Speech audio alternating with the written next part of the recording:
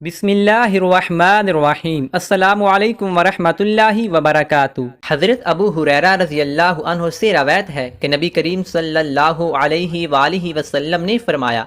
جب مال غنیمت کو اپنی ذاتی دولت سمجھا جانے لگے، امانت کو مال غنیمت سمجھا جانے لگے، یعنی امانت کو ادا کرنے کے بجائے خود استعمال کر لیا جائے، زکوٰۃ کو تاوان سمجھا جانے لگے، یعنی خوشی سے دینے کے بجائے ناگواری سے دی جائے،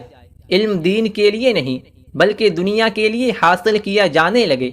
آدمی بیوی کی فرما برداری اور ماں کی نافرمانی کرنے لگے، دوست کو قریب اور باپ کو دور کرے، مسجدوں میں خلم خلا شور مچایا جانے لگے،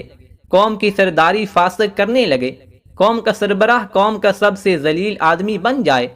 آدمی کا اکرام اس کے شر سے بچنے کے لیے کیا جانے لگے،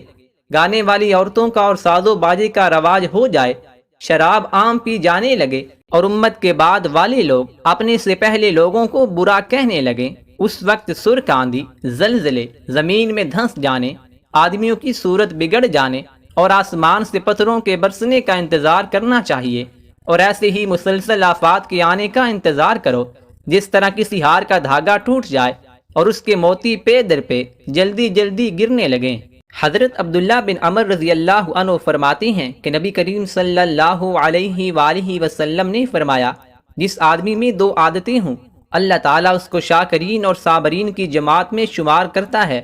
اور جس میں یہ دو عادتیں نہ پائی جائیں تو اللہ تعالیٰ اس کو شکر اور صبر کرنے والوں میں نہیں لکھتا۔ جو شخص دین میں اپنے سے بہتر کو دیکھے اور اس کی پیروی کرے، اور دنیا کے بارے میں اپنے سے کم درجہ کے لوگوں کو دیکھے اور اس پر اللہ تعالیٰ کا شکر ادا کرے کہ اللہ تعالیٰ نے محض اپنے فضل و کرم سے اس کو ان لوگوں سے بہتر حالت میں رکھا ہے، تو اللہ تعالیٰ اس کو شکر اور صبر کرنے والوں میں لکھ دیتا ہے۔ اور جو شخص دین کے بارے میں اپنے سے کم تر لوگوں کو دیکھے اور دنیا کے بارے میں اپنے سے اونچے لوگوں کو دیکھے اور دنیا کے کم ملنے پر افسوس کرے، تو اللہ تعالیٰ نہ اس کو صبر کرنے والوں میں شمار فرمائے گا، نہ شکر گزاروں میں شمار فرمائے گا۔